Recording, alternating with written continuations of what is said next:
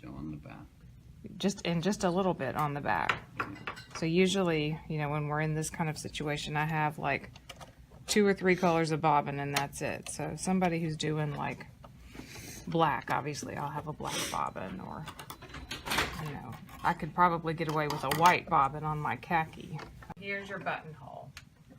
So it goes down, that's 1. Back up is 2. So down, we zigzag. And then it comes back to the top just with a straight stitch.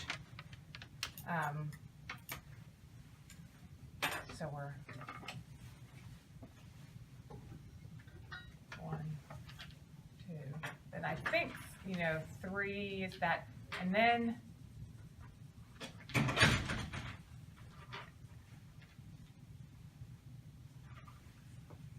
five, 6.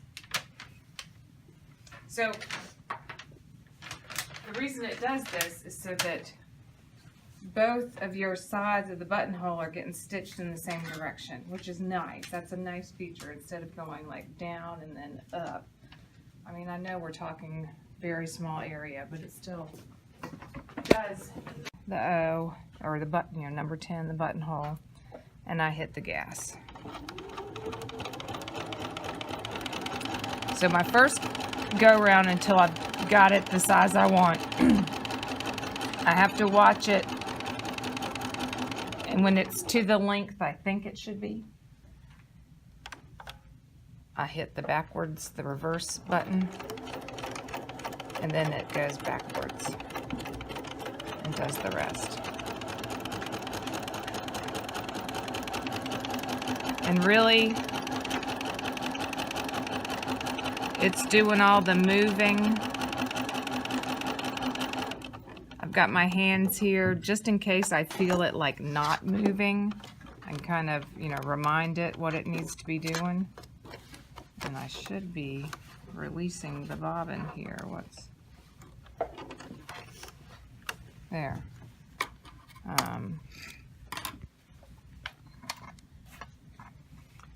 And so then, you know, you check it out, and then you have to test it by opening it up.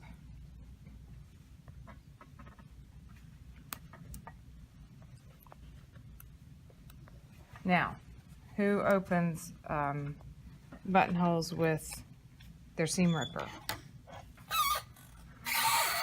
It's a little snug for that button, just a little bit. Not bad, but you know, usually you want it about 1/8 of an inch longer than the button if it's a flat button. So I'm going to make it just a smidgen longer. So I have to clear and then do it again. I just happen to have a khaki bobbin. Okay, clear, there we go. I think it doesn't like this thread. I can see why.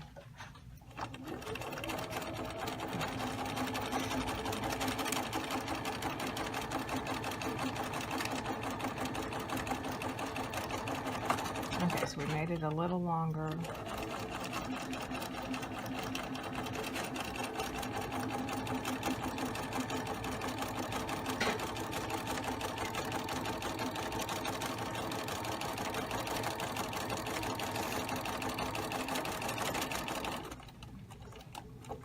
See, it stops when it's all done. Oh yes, that feels much better.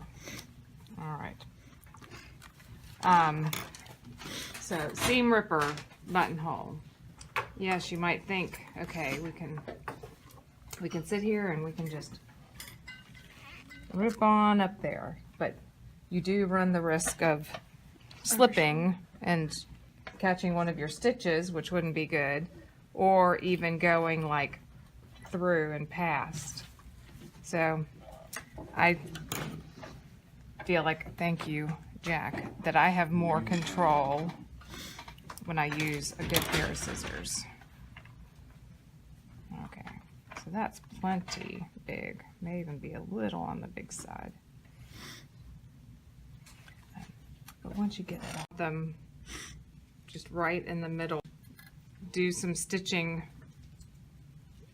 across the top, you know, to stitch it on so they can't be. You could think about, you know, sort of starting it here and working down.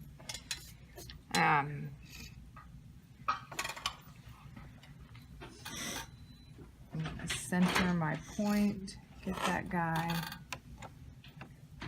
right about there. I'm going to make it shorter once more. Okay. And then we just go for it.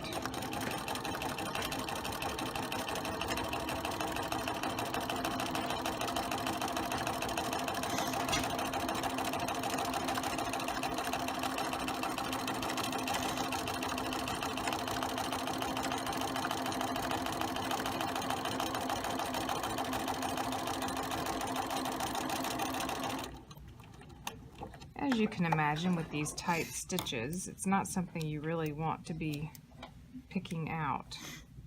So that's why we like to make sure we got it right before we go to the garment. Do make sure you're doing it on what you've determined to be like the right side of your flap. So is there a rule on like why it has to go that way versus like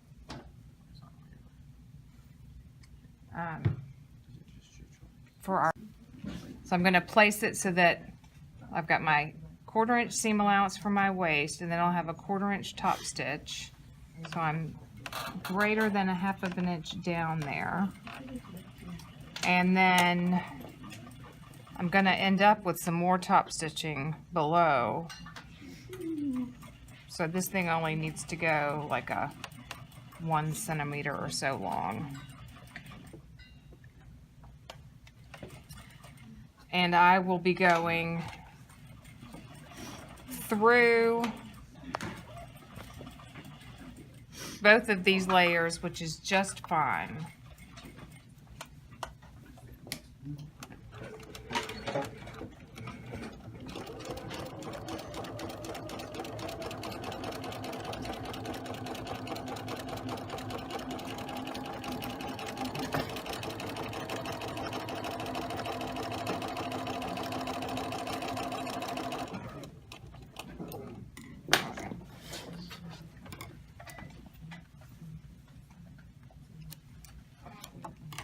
One down, one to go.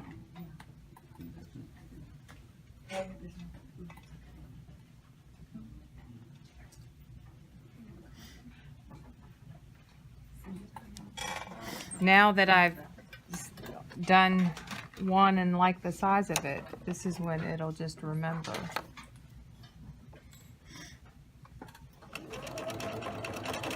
So I won't have to push any buttons. See?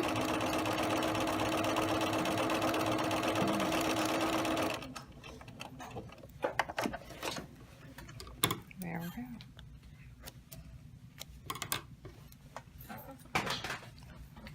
Now they're ready for some drawstrings to feed through once I open them up.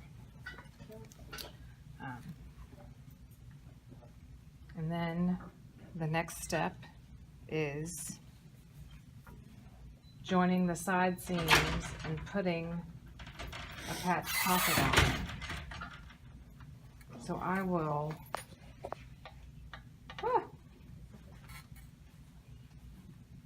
somebody defaced my shorts.